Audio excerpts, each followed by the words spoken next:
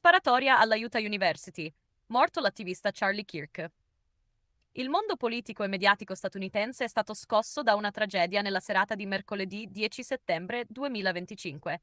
Charlie Kirk, 31 anni, il carismatico e controverso fondatore dell'organizzazione conservatrice Turning Point USA, è stato ferito mortalmente da colpi d'arma da fuoco durante un comizio tenuto nel campus della Utah Valley University e poco dopo è stato dichiarato morto. La notizia diffusa dalle agenzie e poi ripresa da importanti testate nazionali e internazionali ha innescato reazioni immediate a livello istituzionale e sui social media. Secondo le ricostruzioni fornite dalle prime fonti, l'aggressione è avvenuta mentre Kirk stava parlando in pubblico. Un proiettile lo ha colpito al collo. Sul posto sono intervenuti i soccorsi e le forze dell'ordine universitarie. Le successive indagini federali, coordinate dall'FBI, hanno portato all'arresto del presunto responsabile, ancora descritto nelle note ufficiali come il presunto assassino. Le autorità hanno aperto un'indagine per accertare movente, dinamica e possibili complici. Charlie Kirk era una figura centrale nel panorama conservatore americano.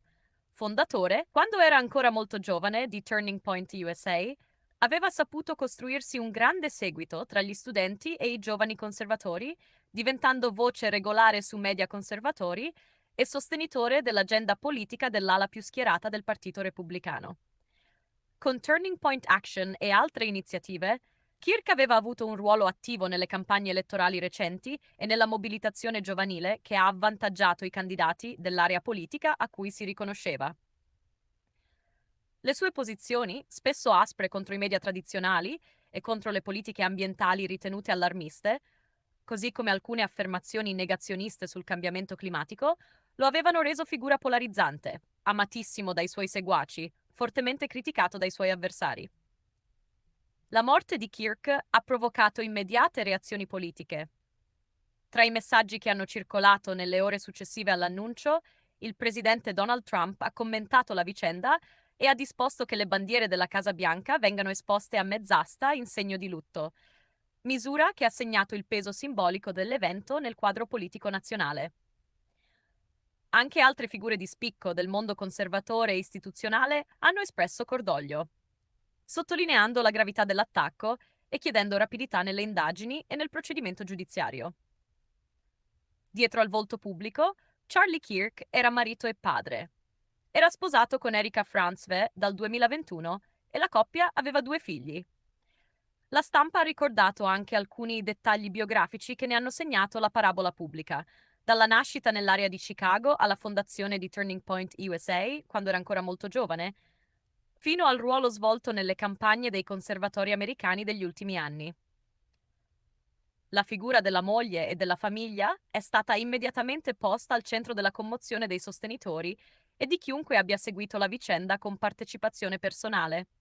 Le circostanze precise dell'agguato, il numero di colpi sparati e la dinamica esatta, per esempio, se l'assalitore si sia trovato in mezzo alla folla o se abbia colpito da una posizione isolata, beh, sono al centro dell'inchiesta.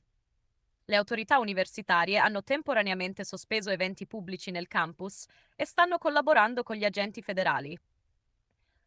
Fonti investigative riferiscono che sono stati acquisiti filmati e testimonianze dai presenti per ricostruire nel dettaglio quanto accaduto. Nei prossimi giorni la magistratura americana e l'FBI dovrebbero rendere noti ulteriori elementi sulle accuse e sul possibile movente. La notizia ha già acceso il dibattito pubblico su temi delicati: la sicurezza degli eventi politici e universitari, il clima di polarizzazione che attraversa la politica statunitense e le implicazioni per la libertà di manifestazione e per la tutela delle figure pubbliche. Analisti e commentatori si interrogano su come la morte di una figura centrale del movimento conservatore potrà modificare equilibri e narrative, mentre gruppi e leader politici invitano alla calma e alla prudenza nell'uso delle parole per evitare nuove tensioni.